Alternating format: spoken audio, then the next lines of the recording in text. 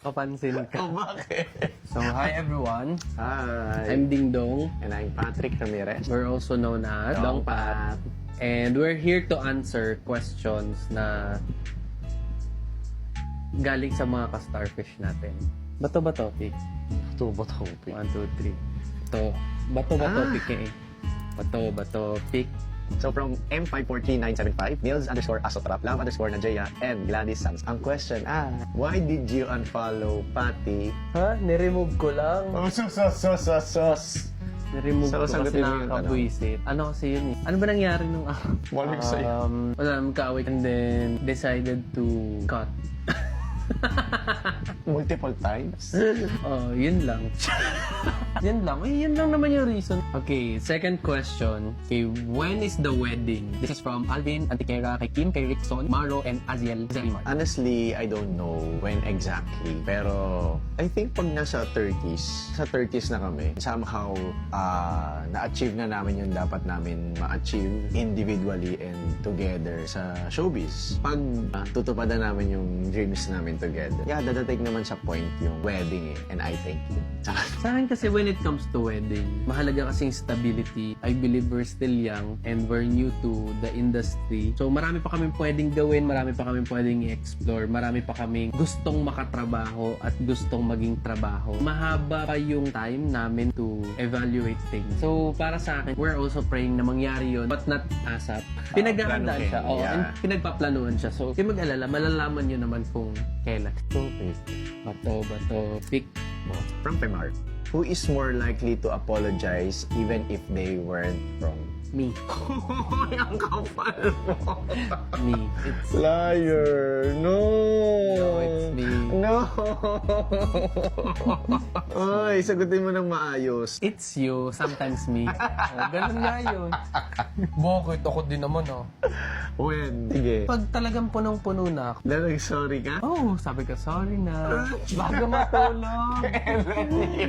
Grabe ka, may amnesia Can't na. remember. Full-heartedly yun. Alin? Na minsan, pag bago matulog. Tanong lang dito. Oh. Who is more? More you. Oh.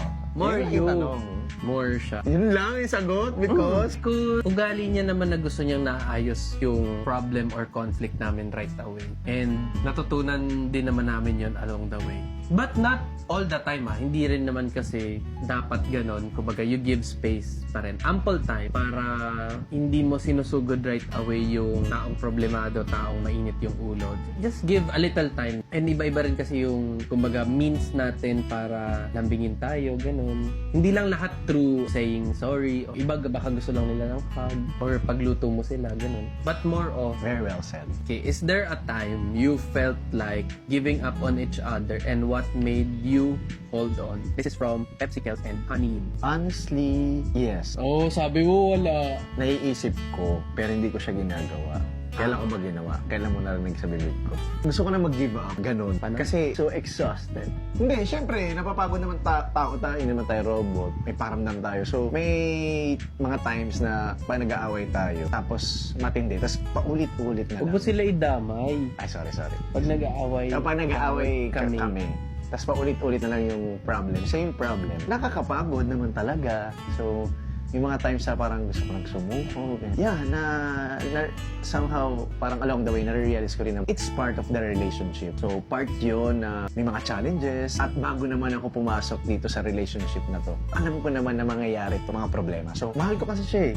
So, yun yung kinakapitan ko. Pinili ko siya in the first place. Maraming nangyaring maganda nung pinili ko siya. Yun. Mas maraming maganda. Akala ko hindi maganda. Hindi. Part naman talaga yung magkakaroon kayo ng problema. Pero at the end of the day, love is a choice. So, maybe sa time na yon yun lang yung nararamdaman ko. Pero, after naman humupa ng emotions, di ba? I mean, mag-stick pa rin ako sa kung anong gusto ko. Which is, ikaw. Sa akin din, yes, before. Lalo nung nagsunod-sunod yung misunderstandings and conflicts namin together. Kumbaga, when emotions are high talaga, you tend to think yung mga ganong bagay, like giving up, stopping the relationship, cutting off. Pero, marirealize mo din yung mga memories ninyo together, the people around you, especially yung families namin. And hindi siya nawawala sa relationship. Kagaya ng sinabi ni Patrick, it's really part of the relationship.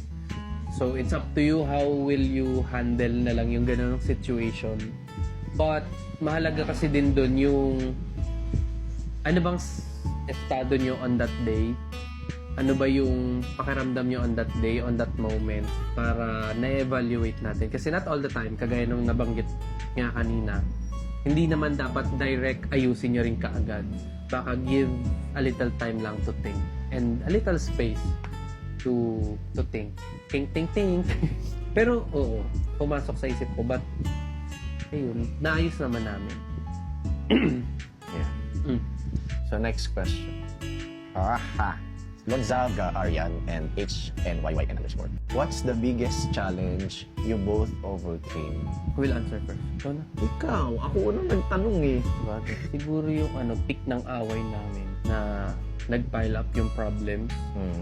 And then, marami kaming factors na kino-consider din.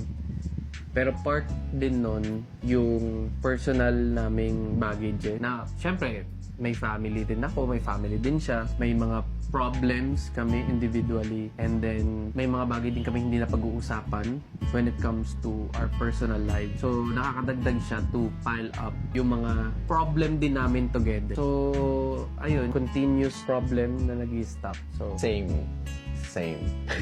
Yung last, biggest challenge. Oo, kasi that time din, parang na ako point na parang, tingin, sa'yo na to.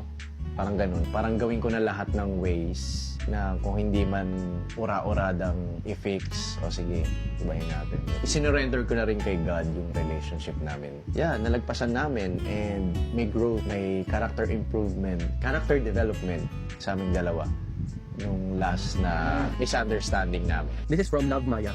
So, if the spark fade, what would keep you fighting for each other? Yung wala yung spark. Well, hindi ako nagde-depend sa spark, sa feelings. Parang, sabi ko nga, love is a choice. So, choice ko na mahalin siya, pagsilbihan siya, ibigay yung love na deserve niya. So, totoo yun. Not everyday, mararamdaman mo na, I love ko to. Not everyday talaga, totoo yun. Oh my God. May times na pagising, alam mo yung mabubwisit ka rin sa kanya, may araw na irita ka, ganun. Totoo yun, pero ano lang kasi yun emotions lang yun Nag-iiba-iba kasi ang emotions natin. Nag-stick lang ako sa, gusto ko siya talaga yung kasama ko, forever. Siya yung kasama ko sa mga pangarap na tutuparin namin, sa mga new experiences, siya yung gusto kong kasama sa isang bahay, siya yung gusto kong kasama buo ng pamilya, siya yung gusto kong kasamang pagtanda, yun. So, dun ako kumakapit sa aming dalawa. Akin naman, when it comes to spark, tama naman si Patrick, hindi naman kami totally nagbe-base doon. And any type of relationship, hindi naman dapat talaga nagmamatter yung sparks. I mean, sa una lang yan. That's building connection, relationship. Pero day-to-day basis kasi yung love. It's really a commitment and it's a choice. I think, ang dapat lang naman gawin is go back lang kung bakit kayo start, ano yung sa tingin nyo, kung paano kayo nagsimula, kung paano nyo pinili muna yung isa't isa, kahit crush man lang yan, or kahit update lang sa IG. Kung paano kayo nagsimula, I think yun yung magmamatter kasi yung sparks, it will fade away. May times naman talaga na, Ben, ang pangit naman ito. Ano ba yan? Nakakairita naman to today. Pero dahil love mo siya, sige, sabay pa rin tayo kakain, sabay pa rin tayo lalabas, ganun. And what matters, yung pagpili nyo pa rin sa isa't isa. Know the love language lang din, guys. It's really a big factor. Ito ba to? Pick. Ako una. Okay, this is from CJ_Biscocho. Sabi dito, sino daw yung more likely to move around or kick in bed? Kumbaga, mas makulit pag ikot-ikot. Ikaw, siya. Tingin ko rin ako. Kasi may mga times na, alam mo yung bago kami matulog, kahag kami. Pero pag gising, yung alam mo yung maalimpungatan ka sa tulog mo. Pagkagising mo naman, nasa baba na siya, wala na siya sa unan niya. Alam mo yun, malikot siya matulog. Let's go, joke. What memory instantly makes you smile? I think to nasa PBB house kami. Tapos it's reveal night. Nakasama natin lahat ng housemates and then we revealed yung relationship. I think that's one thing na kahit balibaliktarin mo o kahit sinong makanood nung eksena na yun or nung episode na yun, they will also feel the same way. They will feel love and full of love. And yun yung reason ba't sila mapapasmile. Balikan nyo yun. Yung reveal. Yung time na nabasa ko yung pinost sa Tumblr. Mama mo. Kapansin ka. Oh, bakit? Kasi ito yung naalala ko na. Hindi ka na-smile, natatawa ka. Na-smile din ako. Siyempre na-smile ako bago ako tumawa. Umiti mo na. Pinost sa Tumblr na hindi ko alam. May nag-screenshot. May nag-screenshot, tapos may nag-post, tapos nakita ko. Tapos nung binasa ko, may ganang side pala siya. Very appreciative siya. Tapos pinost pa niya. Tapos, natuwa lang Malamang ako. pagbigay ng tao, dapat i-appreciate Oo, mo. I mean, na-imagine ko lang kung paano mo siya na-appreciate that moment. Deep inside pala, kasabog niya yung kilig niya.